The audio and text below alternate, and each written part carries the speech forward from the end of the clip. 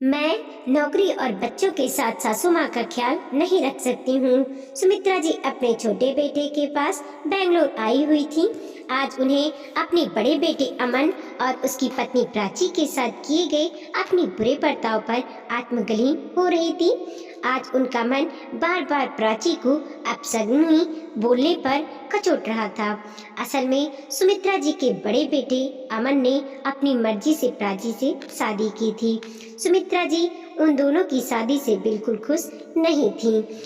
अमन के प्राची से शादी करने से इस कदर नाराज हो गई थी कि वो अपना दिल्ली वाला घर छोड़कर अपने छोटे बेटा बहू के पास बेंगलोर आ गई थी। यहाँ भी पूरे समय उनके मन में प्राची के लिए गुस्सा ही भरा रहता। बीच बीच में बाकी रिश्तेदार भी उनको फोन करके प्राची के विषय में कुछ बोलकर उनके गुस्से को बढ़ावा देते थे। हालांकि प्राची बहुत ही प्यारी और रिश्तों की कद्र करने वाली लड़की थी, पर कहीं न कहीं सुमित्रा जी को लगता था कि उसने चालाकी से उनके बेटे अमन को अपने जाल में फंसाया है। इन्हीं सब बातों की वजह से वो यहाँ आ तो गई थी, पर छोटी बहू उनसे घर के सारे काम लेती थी। ऐसे ही आज उसने सुमित्रा जी को घर में पार्टी होने का बात कहकर बहुत सारे काम में लगा दिया था।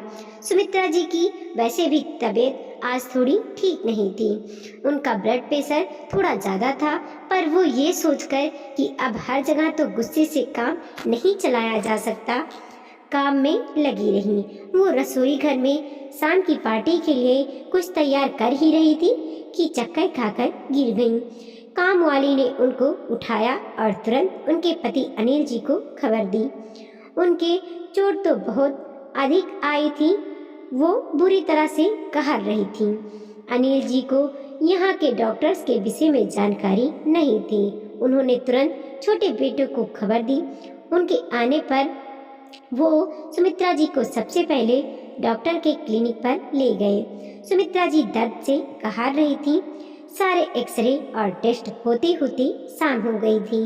डॉक्टर ने सारी रिपोर्ट्स देखने के बाद बताया कि उन्हें बाएं हाथ की हड्डी टूट गई है और दाएं पैर की एड़ी के पास लिगामेंट्स टूट गए हैं। डॉक्टर ने हाथ पर तो प्लास्टर चढ़ा दिया, पर पैर पर प्लास्टर तो नहीं। रोजाना सिकाई और मालिश के लिए बोला। जब वो पति और छोटे बेटे के साथ उनके घर पर पहुंची, तब छोटी बहू ने सिर्फ एक बार उनका हाल चाल पूछा और फिर चली गई। उसका व्यवहार सुमित्रा जी को आहत कर गया। फिर भी उन्होंने ज्यादा ध्यान नहीं दिया, क्योंकि अभी वो अपने ही दर्द में बेहाल थी। वो अपने कमरे में आराम के लिए पहुंची ही थी, पर नींद उनकी आंखों से कोसों दूर थी। तभी उनके कानों में छोटी बहू के तेज स्वर टकराए। छोटे बेटे और बहू में उनकी देखभाल को लेकर झगड़ा चल रहा था। छोटी बहू कह रही थी कि नौकरी और छोटे बच्चे के साथ वो सुमित्रा जी की देखभाल नहीं कर सकती और ना ही छुट्टी ले सकती है। छोटा बेटा उसे समझाने की कोशिश कर रहा था, पर वो कुछ सुनने को तैयार नहीं थी। सुमित्रा जी ने बेबसी और लाचारी से पति की तरफ देखा। आज उन्हें यहाँ आने का अपनी सबसे बड़ी गलती लग रही थी। वैसे भी उनके पति ने तो काफी मना भी किया था। विवशता से सुमित्रा जी आंखें मूंद कर लेट गईं। अब उन्हें याद आने लगा कि किन परिस्थितियों में उनके बड़े बेटे अमन और प्राची की शादी हुई थी। असल में अमन की प्राची के साथ दूसरी शादी थी। अमन की पहली पत्नी थी ऋचा, जिसको वो अपनी पसंद से चुनकर लाई थी। शादी के बाद दोनों यूएस चले गए थे, जहां वो एक प्रोजेक्ट पर काम कर रहे थे। शादी के 2 साल बाद ऋचा मां बनने वाली थी। वीजा न मिलने के कारण सुमित्रा जी वहां नहीं जा पाई थी, पर ऋचा ने ऑनलाइन वीडियो कॉल के द्वारा सुमित्रा जी और अपनी मां की सभी सलाहों को ठीक से पालन किया था। पूरे 9 महीने के बाद उसने प्यारे से बेटे ध्रुव को जन्म दिया था। ऋचा और अमन ने सोच लिया था कि ध्रुव के 6 महीने का होने पर वो लंबी छुट्टी लेकर भारत जाएंगे। पोते के स्वागत में आतुर सुमित्रा जी की खुशी देखते न बनती थी। अभी उनके भारत वापस आने में 2-3 ही दिन शेष बचे थे कि एक अनहोनी घट गई जिसकी किसी ने कल्पना भी नहीं की थी।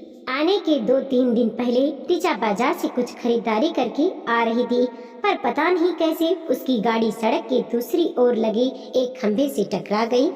उसका सिर कार के आगे वाली हिस्से से तेज से टकराया। जब तक उसे इलाज मिल पाता तब तक सिर पर लगी अंदरूनी चोट से उसकी मृत्यु हो गई। इस दुखद घटना को जिसने सुना उसका ही दिल भर आया। कहा तो खुशी खुशी अमन और ऋचा नन्हे ध्रुव को अपने देश लेकर जाकर सबसे मिलवाना चाहते थे।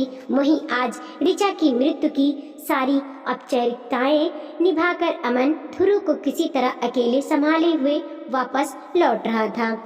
बड़े बेटे और पोते के घर आने पर सुमित्रा जी और उनके पति अनिल जी किसी तरह हिम्मत बंधे हुए थे। वैसे भी जाने वाला तो चला गया था, पर छोटे बच्चे को तो पालना ही था। ध्रुव के लिए तो ये वातावरण भी नया था, साथ साथ माँ की गोद भी नहीं थी। सुमित्रा जी को समझ नहीं आ रहा था कि कैसे छोटे बच्चे को पाला जाएगा, क्योंकि कोई आया या काम वाली माँ की जगह नहीं ले सकती। दूसरी तरफ सुमित्रा जी भी अब बूढ़ी हो रही थी और अमन की भी नौकरी थी, तो वो तो गनीमत थी कि अमन की कंपनी ने उसके हालातों को देखकर उसको गुड़गांव वाली शाखा में स्थानांतरित कर दिया था। ध्रुव कई बार बहुत रोता था। कई रिश्तेदारों ने सुमित्रा जी को अमन की दूसरी शादी के लिए बोला। सुमित्रा जी को भी ये बात उचित लगी। उन्होंने एक दिन बातों बातों में अमन से दूसरी शादी का जिक्र किया। सुमित्रा जी ने यह कहा कि ध्रुव अभी बहुत छोटा है, माँ के बिना नहीं रह सकता। अमन उनकी बात से सहमत था, पर उसने साथ साथ यह भी कह दिया कि वो दूसरी शादी अगर करेगा भी तो किसी विधवा या तलाकशुदा लड़की से ही करेगा, क्योंकि वो शादी किसी काम वासना की पूर्ति के लिए नहीं, ध्रुव को माँ की गोद देने के लिए करना चाहता है। उसकी किसी विधवा या तलाकशुदा से शादी की बात सुमित्रा जी के गले नहीं उतरी। खैर, उन्होंने अमन के लिए लड़की देखनी शुरू कर दी। 1-2 रिश्ते आए भी, पर अमन अपनी बात पर अटल था। उधर ध्रुव कभी कभी बहुत रोता था और किसी की संभाले नहीं संभालता था। तभी एक दिन सुमित्रा जी के पास उनकी सहेली संध्या जी का फोन आया। सुमित्रा जी का दुख सुनकर संध्या जी ने बताया कि उनकी बेटी प्राची, जो कि फुलवारी नाम से छोटे बच्चों का एक डे केयर केंद्र चलाती है, वहाँ वो 3 महीने से 7 साल के बच्चे तक रखती है। तुम थोड़े समय के लिए ध्रुव को वहाँ छोड़ना शुरू करो, क्या पता इसका मन बहल जाए। सुमित्रा जी भी प्राची से भली भांति परिचित थी। अपनी सहेली की बात सुनकर सुमित्रा जी ने ध्रुव को दिन में कुछ समय के लिए प्राची के पास उसके फुलवारी केंद्र में ले जाने लगी। ये प्राची के ममता भरे हाथों का स्पर्श था या दूसरे बच्चों का साथ। ध्रुव वहाँ बहुत आराम से रहने लगा। अब तो अमन खुद भी ऑफिस जाते हुए ध्रुव को वहाँ छोड़कर जाने लगा। फिर 3-4 घंटे बाद सुमित्रा जी उसको वापस ले आती। अब प्राची को भी ध्रुव का इंतजार रहता। एक दिन ध्रुव नहीं आया। प्राची ने फोन किया तो अमन ने बताया कि उसको तेज बुखार है। प्राची से रहा नहीं गया। किसी तरह शाम को बाकी बच्चों के जाने के बाद वो अपनी 4 साल की बेटी रिया के साथ सुमित्रा जी के घर पहुंच गई। ध्रुव उसे देखकर तुरंत उसकी गोद में आ गया। रिया से भी वो बहुत हिलमिल गया था। वो अभी भी बुखार से तप रहा था। प्राची ने पूरी रात उसकी देखभाल की। अगले दिन ध्रुव की हालत में सुधार था। अमन भी प्राची से बहुत प्रभावित था। उसने अपनी माँ के सामने प्राची से शादी का प्रस्ताव रखा। उसके इस प्रस्ताव को सुमित्रा जी ने नकार दिया, क्योंकि प्राची के स्वयं के भी 4 साल की बेटी थी और एक दुर्घटना में भी वो भी आज से 2 साल पहले अपने पति को खो चुकी थी। उसके सास ससुर और देवर ने उसको ही अपशुगनी कहकर ससुराल से निकाल दिया था। यहाँ तक कि उसकी बेटी से भी कोई वास्ता नहीं रखा था। अमन का इस तरह की बातों पर कोई विश्वास नहीं था। उसने सुमित्रा जी को बोला, अगर प्राची अपशुगनी है तो फिर तो वो और उसका बेटा ध्रुव भी है, क्योंकि वो तो जिंदा है और पत्नी तो उसने भी खोई है। ऐसे ही ध्रुव के 6 महीने के अंदर ऋचा चल बसी। अमन की इन बातों ने सुमित्रा जी को नी उत्तर कर दिया था, पर उन्होंने फिर भी यही कहा कि वो खुली आंखों से देखते हुए मक्खी नहीं निगल सकती। वो इस तरह के ग्रहों वाली लड़की, जो कि खुद भी एक लड़की की माँ है, उससे अपने बेटे अमन की शादी नहीं कर सकती। उनका ये भी मानना था कि अगर उसके खुद के कोई बच्चा ना होता तब भी वो कुछ सोचती, पर उसका खुद का बच्चा, वो भी लड़की, जिसकी सारी जिम्मेदारी भी उन लोगों को ही उठानी पड़ेगी, कभी अपनी बहू नहीं कर पाएगी। अमन ने फिर भी कहा कि माँ, आप एक औरत होकर दूसरी औरत का दर्द नहीं समझ पा रही हैं, पर सुमित्रा जी ने उसकी कोई बात नहीं सुनी। अमन ने सुमित्रा जी के इस पुरातन पंथी सोच पर पुरजोर विरोध किया। सुमित्रा जी ने ध्रुव को फुलवारी भेजना भी बंद कर दिया। प्राची ने फोन करके पूछा, उसको भी तो बड़े रुखो शब्दों में जवाब दिया कि उसका ध्यान वो रख सकती हैं, आप यहाँ फोन करने की जरूरत नहीं है। उधर ध्रुव कुछ कह तो पाता नहीं था, पर प्राची को याद करता था।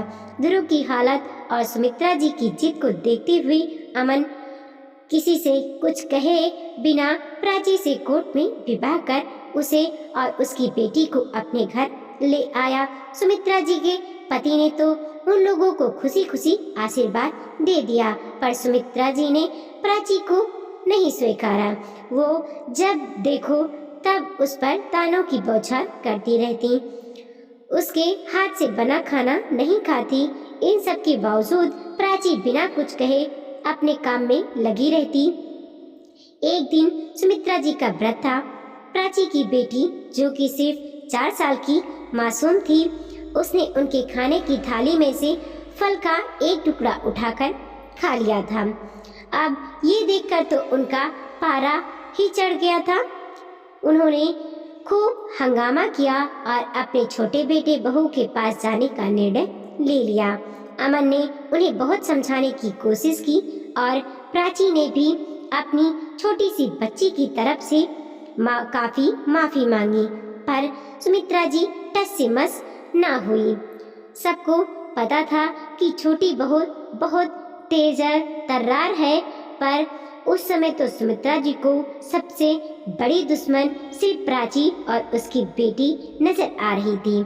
तब अनिल जी ने धीरे से अमन और प्राची को अपने पास बुलाकर धैर्य रखने की सलाह दी और कहा, वक्त सब ठीक कर देगा। आज सुमित्रा जी को प्राची का सभी को अपना मानने वाला स्वभाव और सेवा भाव याद आ रहा था। सुमित्रा जी के पति भी उनकी मनोदशा समझ रहे थे। उन्होंने बड़े बेटे अमन और प्राची को उनको लेकर जाने के लिए फोन भी कर दिया था, जिसका अभी सुमित्रा जी को पता नहीं था। अतीत की इन बातों को सोचते सोचते कब सुमित्रा जी की आंख लग गई, उन्हें पता भी ना चला। सुबह उनको लगा कि कोई बहुत प्यार से उनके पैर सहला रहा है, तो देखा कि प्राची बैठी हुई है।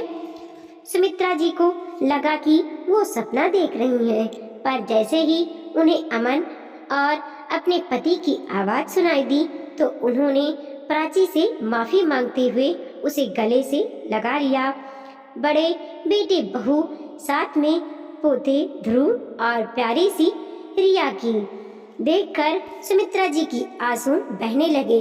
उन्होंने रिया को मेरी प्यारी सी गुड़िया कहते हुए गले से लगा लिया। प्राची ने उनके आंसू पोंछते हुए कहा, माँ, आप रोते हुए नहीं, डांटते हुए अच्छी लगती हैं। हम आपको और पापा को लेने आए हैं। आज शाम की ही हमारी फ्लाइट है। आपका घर आपका इंतजार कर रहा है। आज सुमित्रा जी की आंखों से अंधविश्वास की पट्टी पूरी तरह से हट गई थी। अब वो बेसब्री से अपने घर लौटना चाहती थी। दोस्तों, कई बार हम किसी स्त्री के पति की मृत्यु होने पर उसको तो अपशुगनी बोल देते हैं, पर जब किसी पुरुष की पत्नी कालगलवित होती है तो उसको कोई कुछ नहीं बोलता। वैसे भी जन्म और मृत्यु तो परमात्मा के हाथों में है, फिर हम किसी इंसान को इसके लिए जिम्मेदार कैसे ठहरा सकते हैं? कब तक हम इन रूढ़वादी बेड़ियों से बंधे रहेंगे? अब समय आ गया है कि हम इन बेड़ियों को काट डालें और इन सब बातों से ऊपर उठ जाएं। तभी हम आने वाली पीढ़ी से लिंग भेद की समस्या को दूर कर सकते हैं। वीडियो को लाइक कीजिए, कमेंट कीजिए और अपने दोस्तों के साथ जरूर शेयर कीजिए। चैनल पे नए हैं प्लीज़ सब्सक्राइब कीजिए और देखते रहिए मोटिवेशनल स्टोरी।